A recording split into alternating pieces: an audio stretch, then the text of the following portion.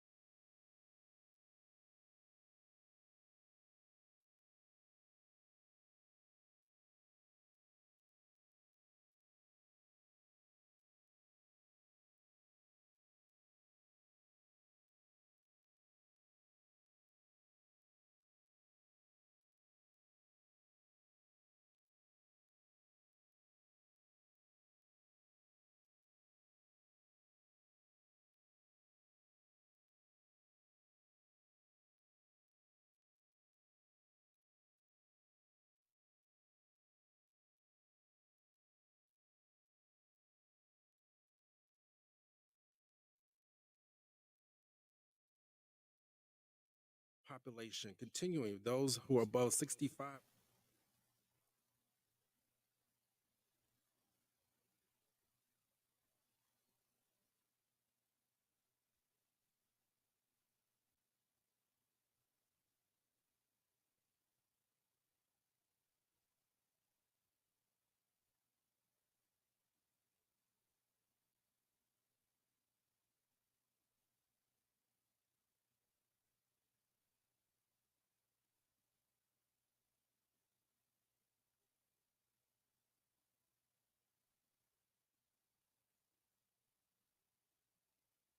The loss of being prevented from going to the sanctuary in Jerusalem because of persecution by Saul or because of his son's Absalom's revolt.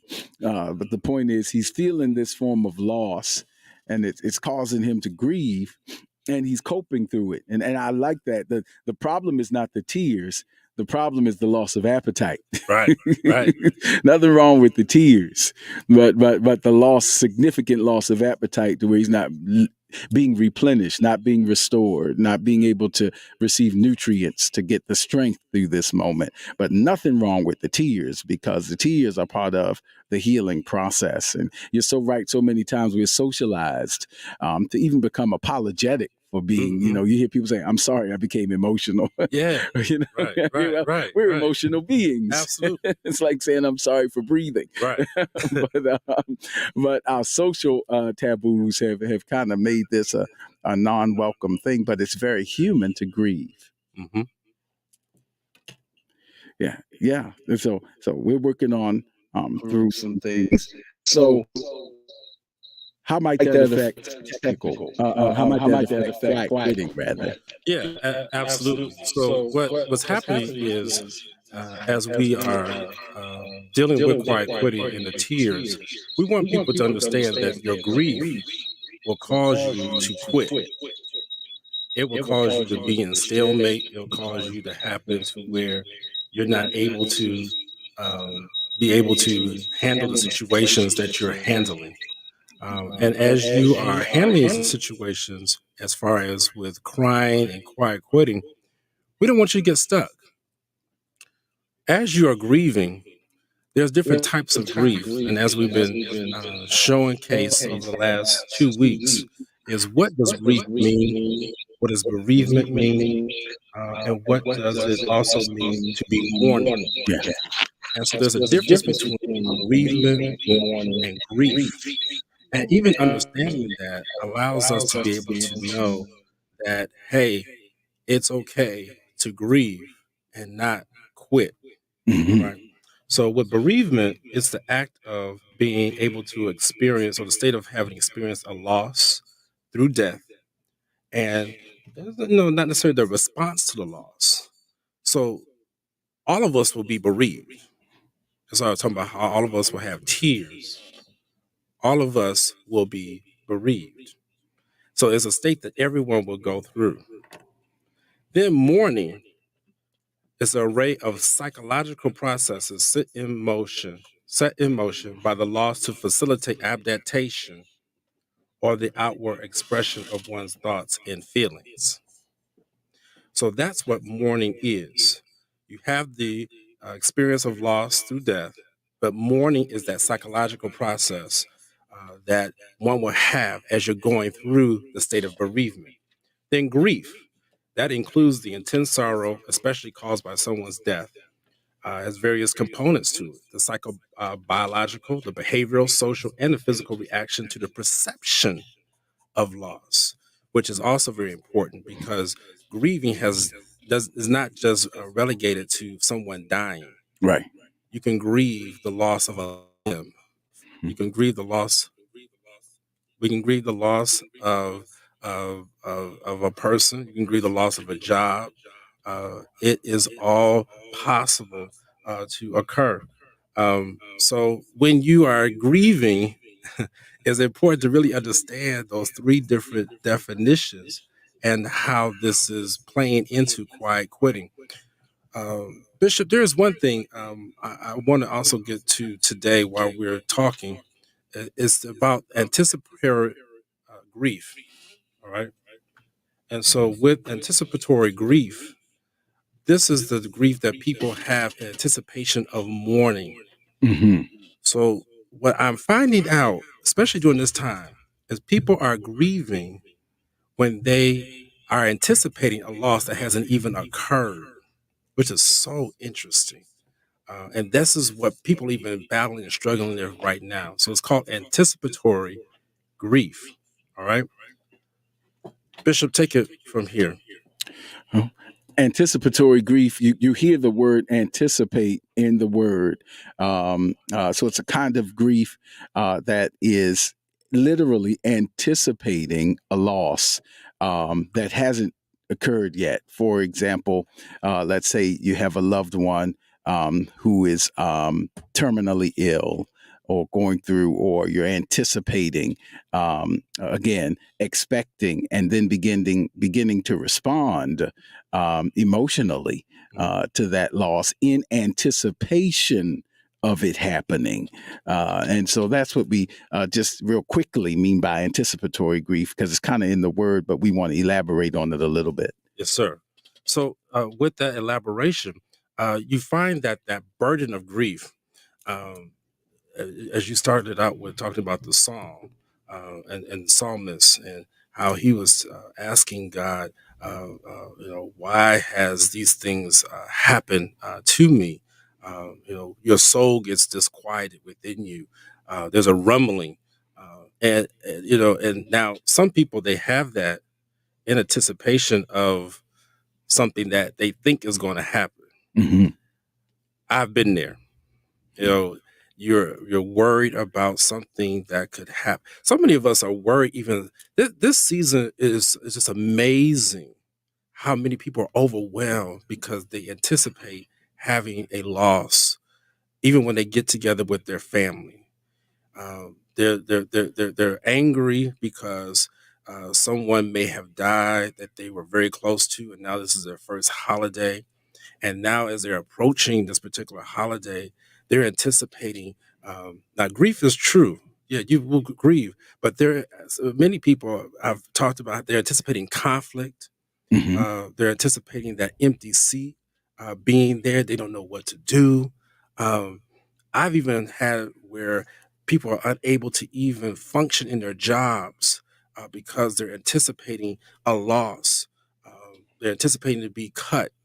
I can only imagine what the people who are at Twitter right now trying to figure out what's going to happen next after Elon Musk took over. Mm-hmm. There's many of us who are worried about climate change. There's many of us who are worried, and we should be worried about climate change. We're worried about the politics. We're worried about what's going to happen now that there's going to be a shift in Congress. We're worried now with now Baltimore again passing over 300 homicides as to what's going to happen next within our city. Will we be able to reduce the crime rate? Anticipatory grief, even in our ability to be able to operate on a normal routine basis. That is just huge. It really is what I call the burden of grief, like carrying this thing as we go through this. And as you carry that burden, you have to be careful not to get stuck. That's how, again, relates to the quiet quitting, because as you carry things, you'll find yourself checking out.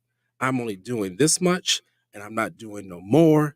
I refuse to do anything else because of how much I am carrying right now. And during this time today, we've talked about it. We want to also be able to give you some relief.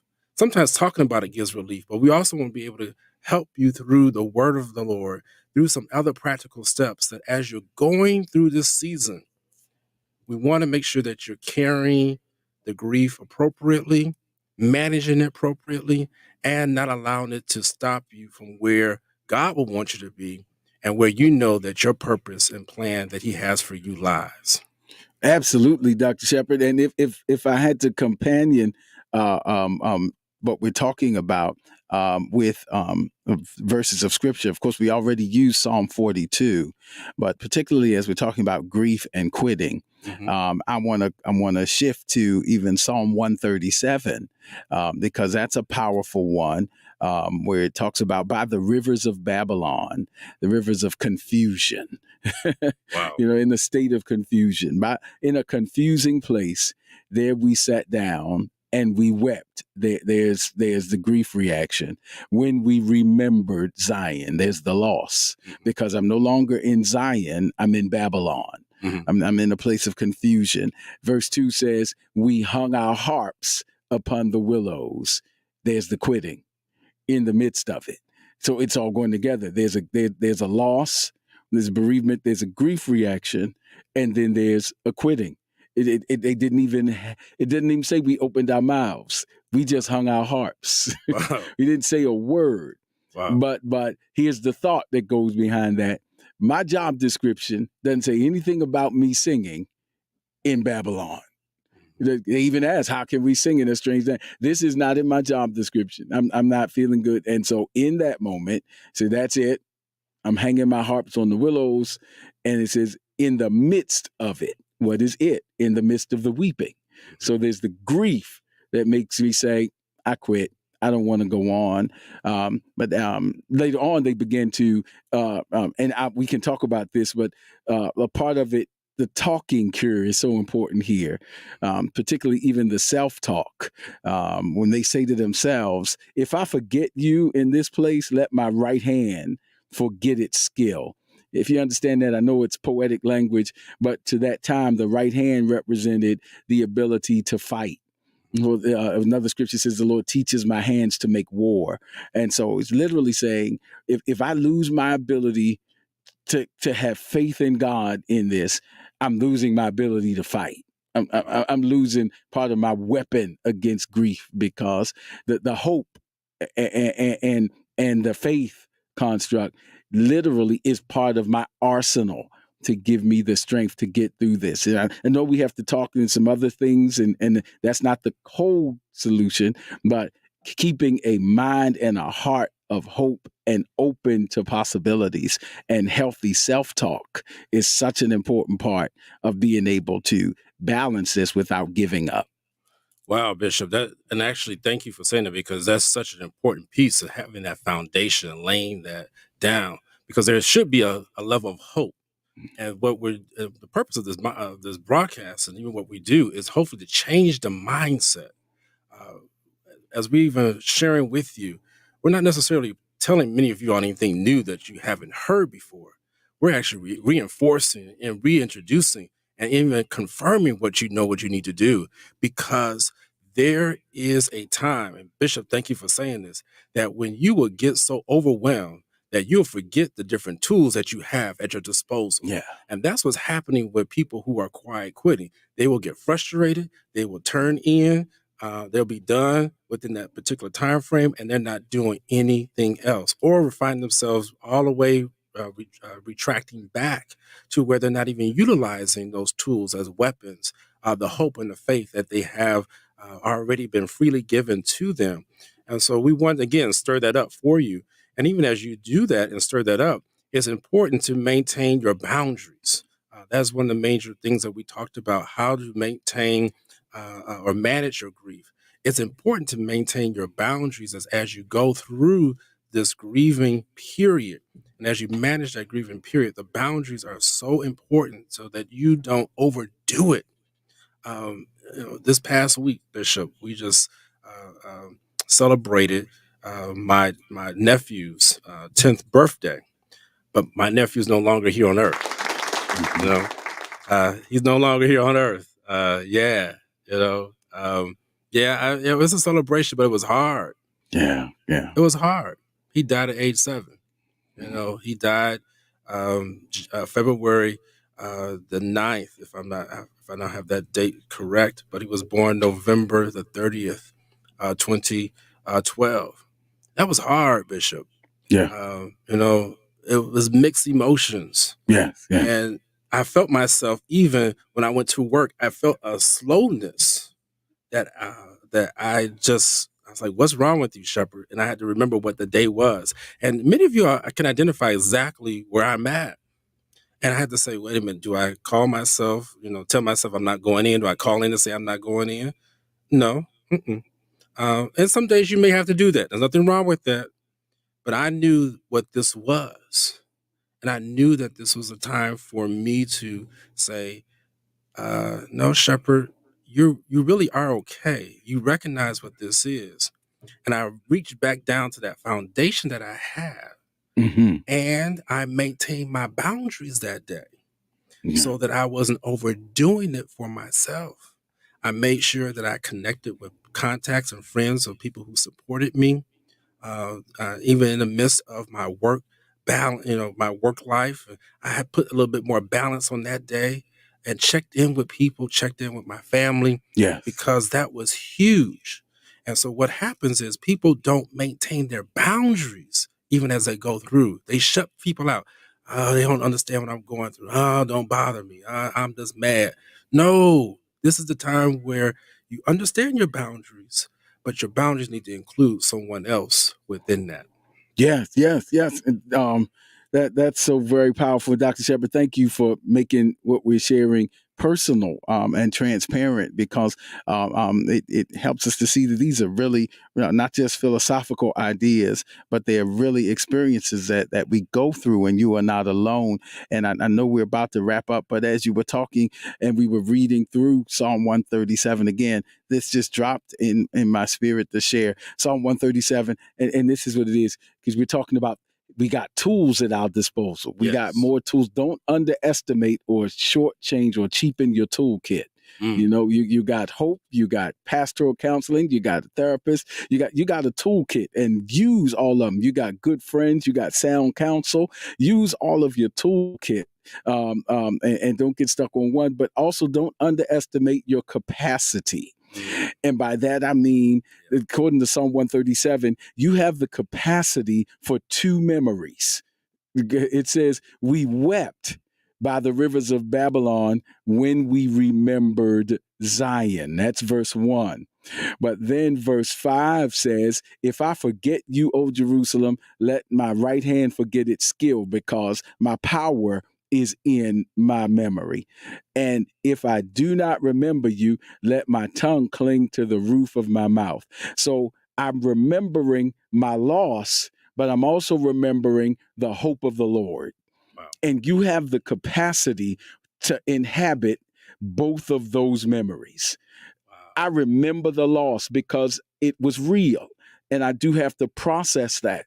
And the loss affected me. But I also remember the hope of the Lord. And they keep each other in balance, so that the hope of the Lord is tempering and framing my loss. It's a kind of, if you will, we don't have time to go into that, but a kind of importance of narrative therapy. Wow. To kind of frame my loss within the framework of the hope of the Lord, and not within the framework of despair and destruction and all. And so the loss is there. I remember Zion. I remember, and I'm aware that what I'm doing now is different from what it used to be. But I also remember, don't let me forget the goodness of the Lord, because if I don't have anything good to say about the Lord, it's going to zap my strength to get through the loss. And so you have the capacity to house both of those realities, that I feel the loss, but I also feel the hope of the presence of the Lord. And don't let the loss overwhelm and have the final say, but let the loss be a narrative in the framework of the hope of the Lord. I just think that's so important, and it's right there in the text. Bishop, that's a wonderful way to end. You have the capacity to handle the loss and manage the hope and faith that God has given to you. Absolutely. Absolutely. Wow. Listen, we hope that this has helped you. And we hope that Spirit in Mind has been a blessing to you enough to share with other persons, and let them know that, hey, you need to tune in on the stream or on Praise 106. Something is happening, and there's help and hope. And we just want to stir up these conversations so that you can follow up accordingly and get the kind of help to live the kind of holistic life that I believe is the will of God concerning you. Dr. Shepherd? Good day, everyone. Thank you so much for joining us. I concur with you, Bishop. See you next time on Spirit in Mind. The Spirit.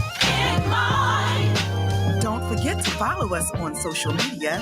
We're on Facebook at Spirit in Mind, and we're also on Instagram at Spirit in Mind Live.